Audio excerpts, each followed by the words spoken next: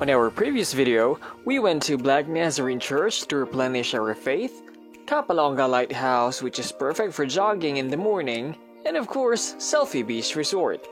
This time, I will showcase another tourist attraction in Kapalonga, and that is Tinagong Beach Resort. Arat na!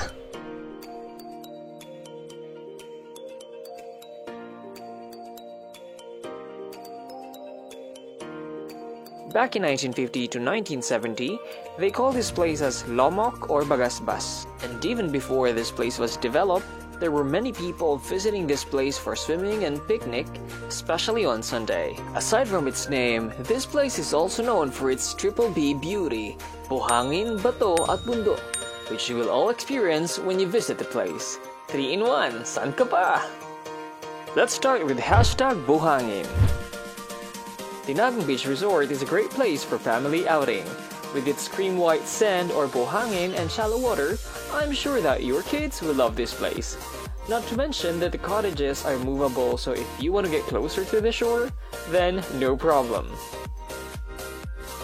Now, it's time for swimming, and I totally enjoyed the waves with my father. Para kaming mga bata. If you didn't bring foods, you can order here and they'll just serve it to you for your convenience. Pwede rin magpaluto. Just a short background.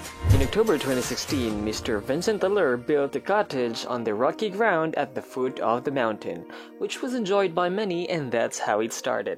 But they say that the story of a place begins with its name, and we are so lucky as you will hear this directly from Kuya Vincent just in a bit.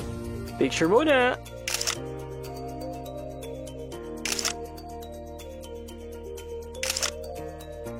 Next activity, hashtag bundok. Akit kami ngayon sa Tinago Park. So tara! Please watch your steps.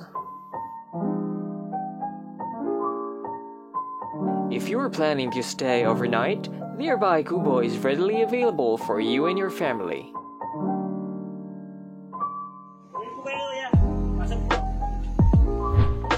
It has a lavatory, a balcony with sea view, and a queen-size bed that can fit up to 3 people. You can also request for an extra bed as they can accommodate up to 5. No need for aircon because the fresh air is enough. Before we move on to the next tourist attraction, let's first hear the story of this place. Hi guys, good morning. My name is Henrik, your Tinderong Viajero. Currently, we are here at Tinagong Beach Resort with Kuya Vincent Aller. And just to give you a background, guys, I am really fortunate because for the first time, is it really the first time? First time. This is really the first time na makakapture natin sa vlog yung developer, yung founder ng Tinagong Beach Resort. Kuya, kailan ba siya nagsimula? Start ko talaga noon, 2016, isang grupo lang talaga. Ang pinaplano ko, pampamilya lang talaga. Kaso ang nangyayari, may nagbi-beach dito, mga estudyante, grupuhan. Naggawa ako ng isang cottage. Hanggang nagtatlo, yun na. Ang tanong sa akin, alam ko pa itong beach na ito. Ang sabi ko sa kanila, Tinagong Beach. Gawa lang, ito daanan lipasan ng tao at hindi ito dinadayan ng tao ng Kapalonga. So, Kuya, out of the blue, naisip mo lang talaga ng Tinagong? Oo, naisip ko lang talaga, ano na, sabi ko. Tapos, nag-post ang mga estudyante. Hindi ko na kayang baguhin. Ang plano ko talaga, pangalan ito sa pamilya. Ng Aller.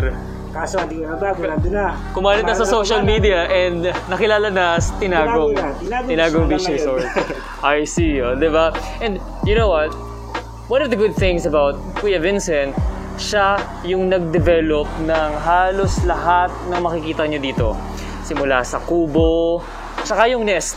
Yung tatlong nest dito and then the other nest there. If you need to clarify something or any information related to Tinagong Beach Resort, you really need to speak with Kuya Vincent. Siya nakakaalam na lahat. And he's really a great tour guide. Teka lang, they have more to offer. They have nests perfect for your photo shoots, which would surely satisfy your social media accounts. Alam ko gusto mo yan.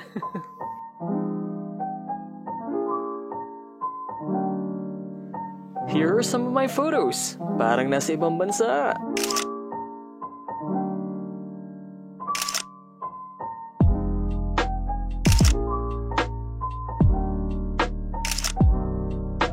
When you get tired taking pictures, they have cottages available for you to rest.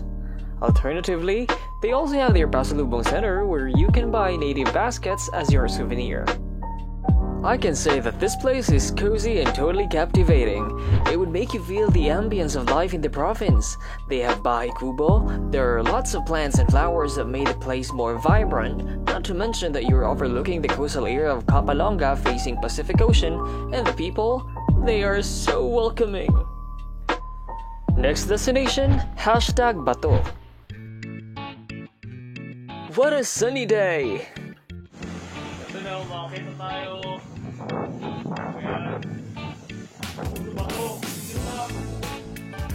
If you do not want to swim or not in the mood for photo shoot as you're looking for a much more challenging activity, then this is the best spot for you.